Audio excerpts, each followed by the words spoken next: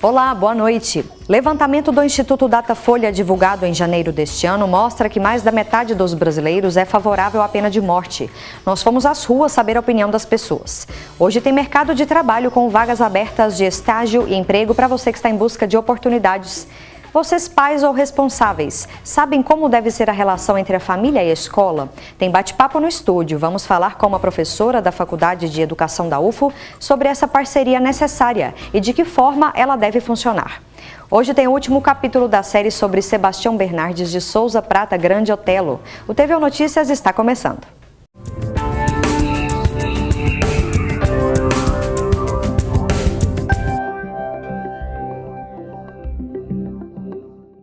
Mais da metade dos brasileiros é favorável à pena de morte, de acordo com o levantamento do Datafolha divulgado em janeiro. Em 9 anos, o apoio da sociedade a essa punição saltou 10 pontos percentuais. Nossa equipe de reportagem foi às ruas para saber a opinião das pessoas. E a gente também ouviu especialistas.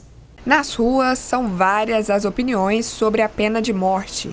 Eu sou muito a favor, dependendo também, com certeza, do crime, né? Mas eu sou a favor, sim. Tem casos que merece a pena de morte, mas tem casos que não merece, né? Eu não sou nem a favor nem contra, mas eu acho assim que nos outros países onde há essa lei, parece que as pessoas obedecem mais, há um certo medo, né? Então, se viesse a valer essa pena, muitas pessoas iam morrer, muitas pessoas inocentes. Né? Então é uma coisa que a gente tem que se pensar. A educação é muito importante ao invés de pena de morte, né? Porque nós brasileiros precisamos de trabalho com dignidade, né? Com educação, né?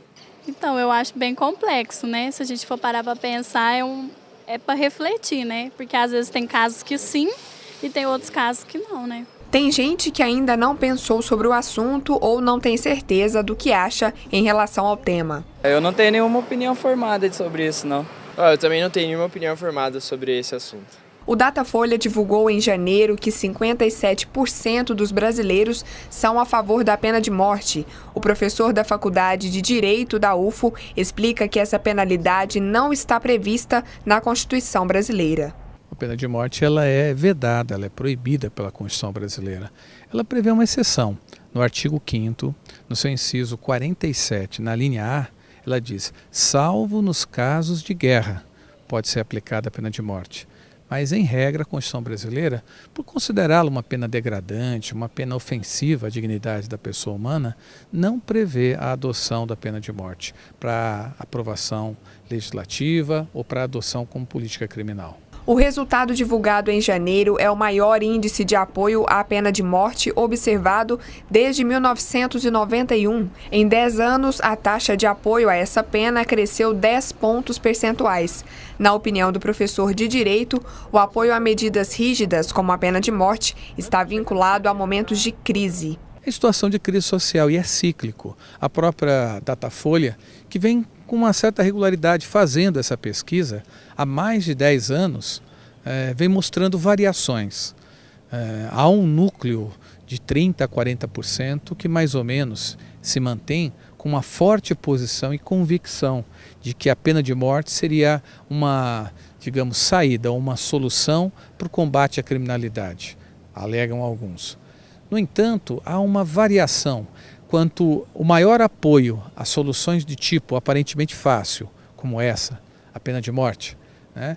O apoio maior da população geralmente está vinculado a crises econômicas, sociais e políticas. Segundo o professor, dos 193 países que atualmente compõem a ONU, 170 assinaram um tratado se comprometendo a não praticar a pena de morte. O Brasil é um deles. O docente explica ainda que, para alguns estudiosos da Constituição, esse tipo de pena fere os direitos humanos. Isso seria uma questão interessante. É possível alterar a Constituição quando se refere a direitos fundamentais? Há uma posição da maior parte, da predominância daqueles que estudam a Constituição, é de que há direitos que não se pode mais tocar neles, enquanto permanecer uma ordem constitucional, enquanto essa grande decisão tomada em 1988, que configura a nossa Constituição, ainda estiver presente, essa decisão e esse texto constitucional não for revogado, existem direitos que não podem ser submetidos à deliberação. Você não pode deliberar por maioria se você quer revogar direitos humanos e direitos fundamentais. A maioria da população gostaria que a mulher não tivesse mais direitos, que não houvesse mais igualdade de direitos entre homens e mulheres, que as crianças passassem ou pudessem ser castigadas desde a sua infância mais tenra. Ora, tem direitos fundamentais que, garantidos, não pode mais haver retrocessão nesses direitos. Então, a pena de morte é um desses assuntos. A nossa Constituição chama tecnicamente esta proibição de discutir essas questões vedadas de cláusulas pétreas. Então, a pena de morte é a proibição da pena de morte, salvo a exceção em delitos em situação de guerra, a pena de morte é uma cláusula pétrea. É assim que entende a maior parte dos doutrinadores e daqueles que estudam a Constituição. Hoje é dia de mercado de trabalho aqui no jornal, tem vagas de estágio e emprego. Você que está procurando oportunidade, olha só. Vaga para analista de departamento pessoal. Entre as atividades estão elaboração de folha de pagamento, cálculos rescisórios e conhecimento das leis trabalhistas. A remuneração é de R$ 2.500. Vaga para assistente comercial em escola de idiomas. A remuneração é de R$ 1.084, com comissão, bolsa de estudos, vale transporte e auxílio alimentação. É necessário ter experiência no setor comercial e ensino médio completo. Vaga para operador de caixa em pizzaria. O horário de trabalho é das 18 horas à meia-noite, com 15 minutos de intervalo. E a remuneração é de R$ 1.200, mais vale transporte e auxílio deslocamento. Oportunidade de estágio em marketing. Entre as atividades estão divulgação em redes sociais, contato com o cliente, cadastro de fidelizações, treinamentos e trabalhar a área de apresentação visual da empresa. O horário de trabalho é das 9 às 16 horas. A bolsa auxílio é de R$ 800. Estágio em pedagogia. O horário de trabalho é de segunda a sexta, do meio-dia às 18 horas. A bolsa auxílio é de R$ 600, mais vale transporte. Vaga em estágio de atendimento. O horário de trabalho é das 9 às 16 horas, de segunda a sábado. A bolsa auxílio é de R$ 880, mais vale transporte. E é preciso estar cursando ensino superior em administração, psicologia ou pedagogia. Você pode cadastrar o currículo no site cdlud.org.br. E depois do intervalo, o último capítulo da série sobre Grande Otelo. É rapidinho, fica aí com a gente.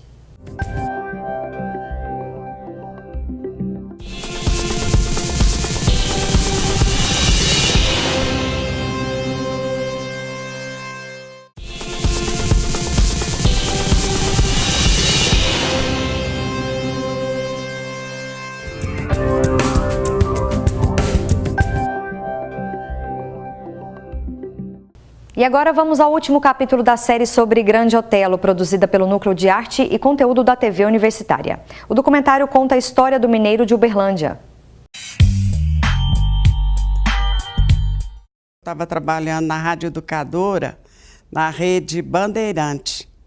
E eu ouvi quando falaram que o Grande Otelo tinha falecido lá na França, eu passei para a Secretaria de Cultura na mesma hora.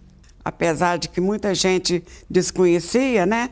Porque nem todo mundo teve esse contato, essa ligação. Mas os negros da cidade tiveram.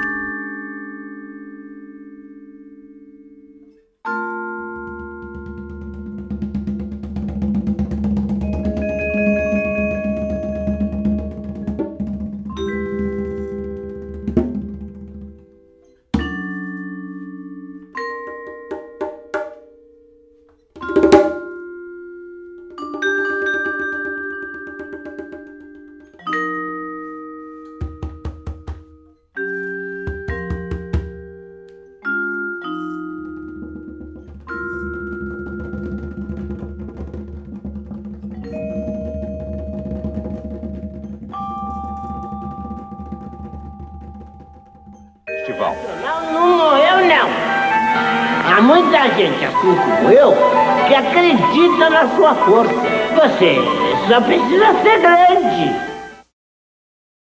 É a única coisa que ele vai sentir do lado de lá. É o amor que eu sinto por ele. Não é meu parente, não tivemos assim um contato, né, grande, mas eu tenho esse amor por ele. Eu gosto dele. Sem contar que a cor também fala muito, né? Você sabe que ele não está ali, né? Mas foi ali que você deixou ele, né? Então ali está o resto mortais dele.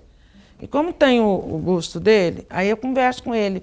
Eu levo uma flor branca, eu ponho para ele, eu falo que aquela flor está representando a paz que eu desejo para ele. Coloco a flor, eu vou embora feliz. É como se eu tivesse feito isso para um parente meu, sabe?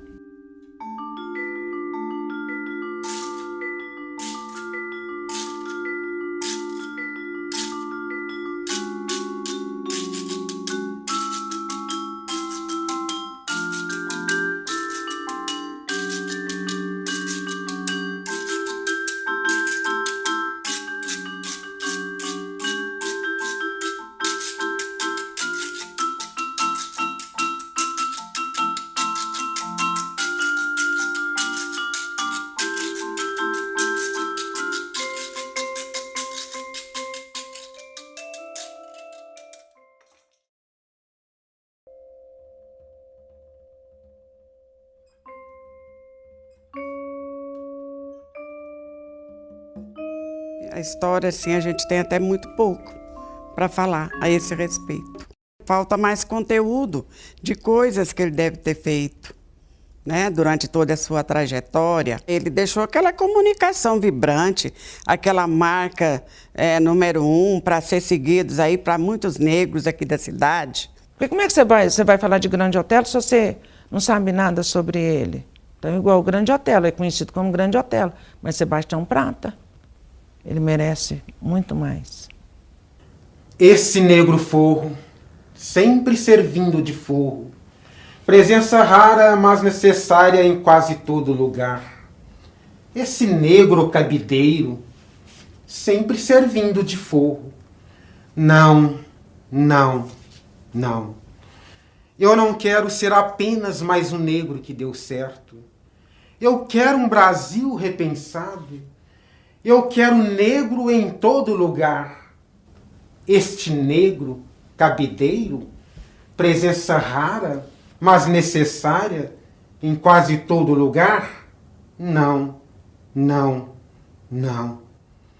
Eu não quero ser apenas mais um negro que deu certo. Sebastião Bernardo de Souza Prata é diferente do Grande Otelo. O Grande Otelo é um ator. E o Sebastião Bernardo de Souza Prata é um cidadão brasileiro preocupado completamente com todos os problemas do Brasil. Exato. Porque todos nós, queiramos ou não queiramos, de qualquer maneira, a gente se preocupa. Por menos que a gente queira.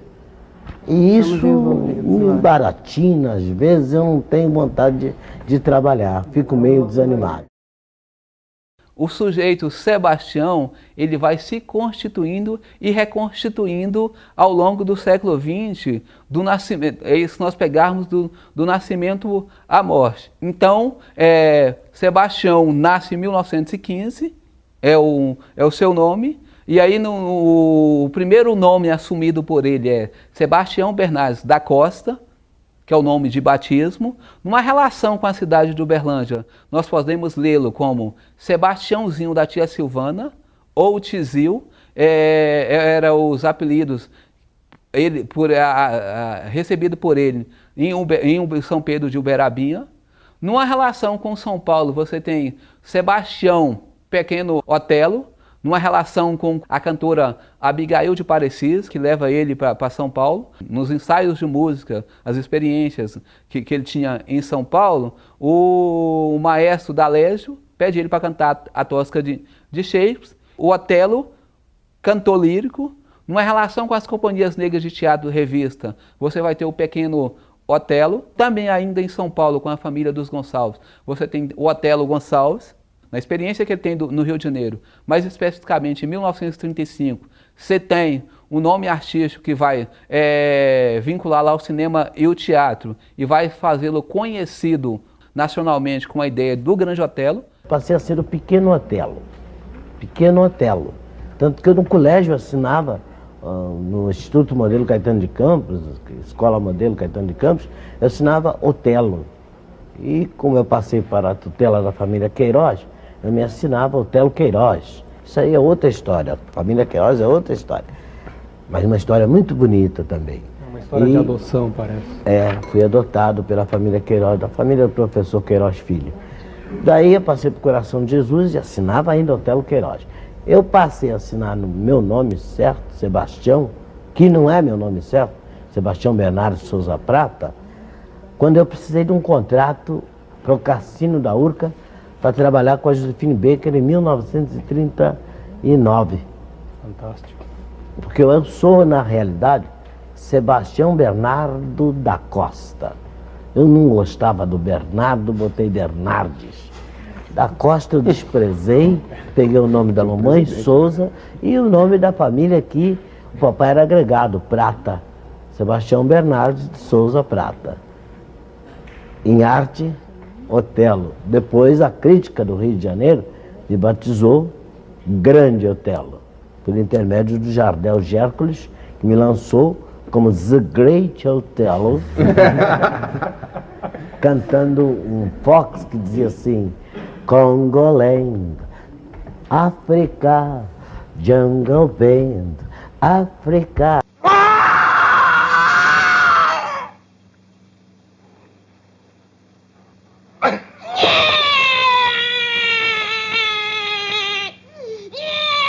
O herói sentiu que ia chorar, mas não tinha ninguém por perto, de modo que não chorou, não. Criou coragem e botou o pé na estrada. Nós temos um processo, quando se reporta ao Grande Otelo, como se ele fosse um produto do cinema e do teatro, ele vai dizer, não, a ideia do Grande Otelo é a minha grande obra, foi eu que criei. Né? Você vai ter uma pitada do que ele vai construindo essa ideia do ser Grande Otelo, que seria a sua maior expressão da sua arte, que ele vai dizer, eu sou o autor. Né? Então eu sou um sujeito, e aí nessa vinculação das experiências com os outros negros do país, que também cria no campo da arte, nos vários ambientes, mas que não são aceitos enquanto atores sociais. Então o maior reclame e desafio na contemporaneidade é justamente isso que ele acaba colocando para a sociedade. Nós construímos, nós fazemos presente, nós disputamos espaço e nós também construímos esse país. Então ele é representativo desses plurais negros que estão lutando no país, nos mais variados espaços, mas que não são aceitos enquanto sujeitos e atores social da construção desse país que vive. Desperta, Brasil. Desperta, Brasil, raiou teu alvorecer. Desperta, Brasil, queremos lutar, queremos vencer.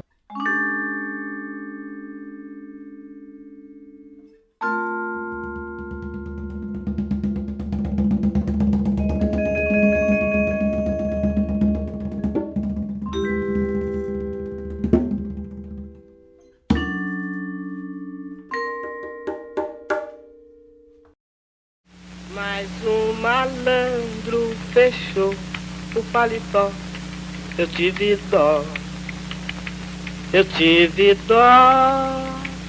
quatro velas acesas em cima de uma mesa, uma subscrição para ser enterrado. Morreu Malvadeza Durão, valente, mas muito considerado. Mas um malandro fechou o paletó, eu tive dó, quatro velas acesas em cima de uma mesa, uma subscrição para ser enterrado. Morreu Malvadeza Durão, valente, mas muito considerado. Céu estrelado, lua prateada, muitos sambas, grande batucada. Morro estava em festa quando alguém caiu, com a mão no coração, sorriu. Morreu Malvadeza Durão, o criminoso ninguém viu. Céu estrelado, lua prateada, muitos sambas, grande batucada. O morro estava em festa quando alguém caiu, com a mão no coração, sorriu. Morreu Malvadeza Durão, o criminoso ninguém viu. Morreu Malvadeza Durão, o criminoso ninguém viu. Fabuloso. Meus parabéns. A música é minha. Você traga a parte de piano, que eu vou mandar fazer um bonito arranjo e vou gravar. Tá satisfeito? Obrigado.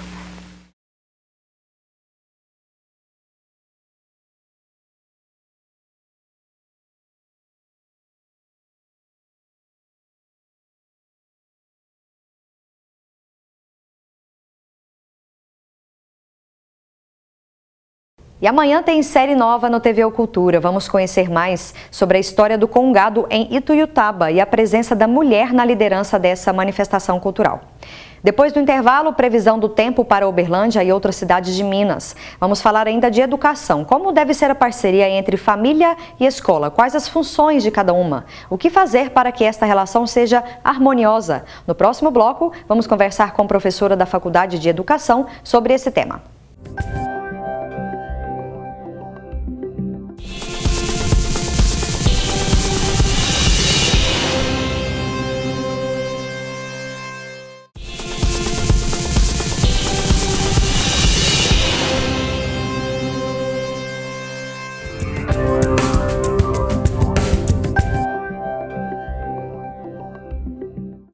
Vamos saber como fica o tempo amanhã. Veja a previsão para Uberlândia e outras cidades de Minas.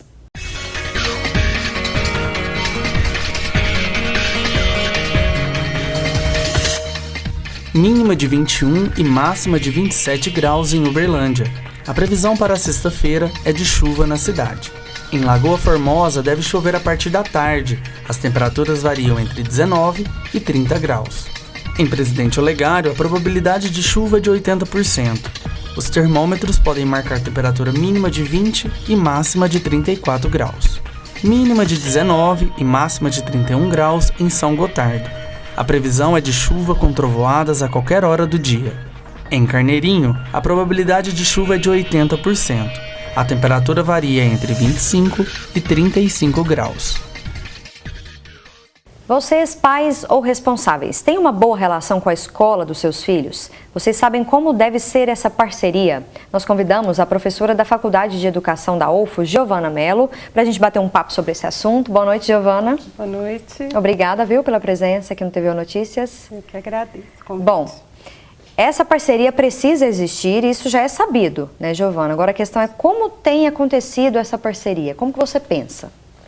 Bom, é muito importante, não é, que a família seja envolvida no processo educacional, né, não só das crianças, mas também dos adolescentes.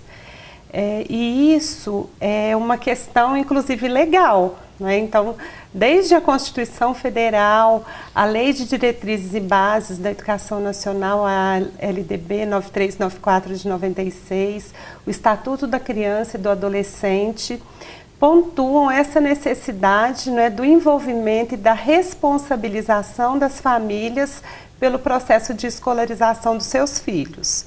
Então é muito importante que as escolas criem mecanismos, criem situações, projetos que possam contribuir para que as famílias sejam plenamente, né, envolvidas nesse processo, né, formativo de seus filhos. Agora, esse envolvimento ele vai muito além de acompanhar reuniões escolares, né, Giovana? Sim, muito além, né, porque culturalmente as famílias procuram as escolas quando observam problemas, seja problema de indisciplina, seja as questões relacionadas ao baixo rendimento por meio de notas.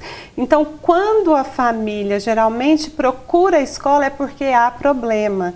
E o interessante é que esse movimento das famílias, né, de aproximação e dessa perspectiva de inter-relação com as escolas possam ocorrer para prevenir os problemas e não, né, para remediá-los. Sempre a gente fala de prevenir, né? Em todos os casos, acho que cabe, né, Giovana? Sim. Agora, a construção do projeto pedagógico, né, da escola, do processo ali todo, precisa ser em conjunto, né? O que ele deve considerar, assim? O que dá para você destacar para a gente?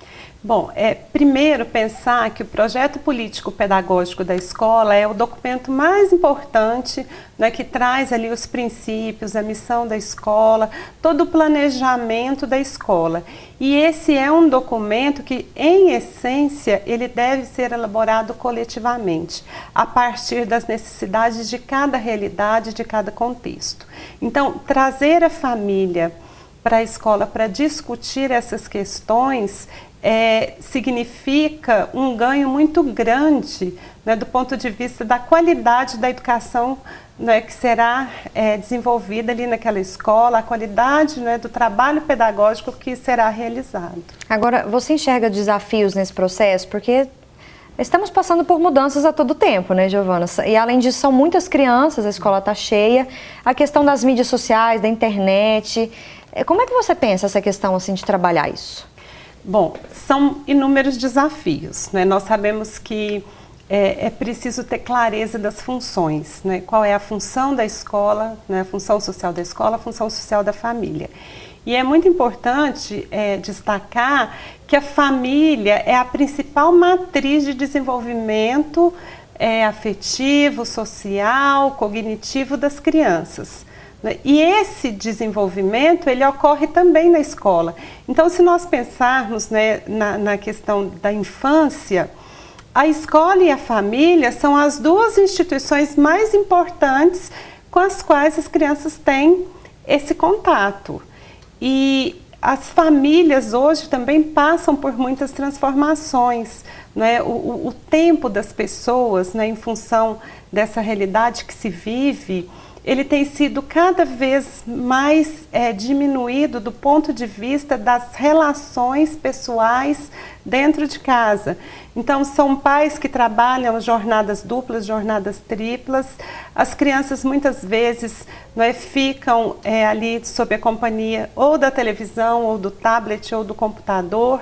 Então, são fatores que precisam ser considerados nessa questão aí do acompanhamento, né, da vida escolar das crianças. Importante. Agora voltaram às aulas, né? Acho que fica a recomendação. Os pais devem estar de olho ali, não só nas notas, nos desempenhos, mas de como a criança está na escola, está tendo algum problema, antes que ele apareça. Exatamente.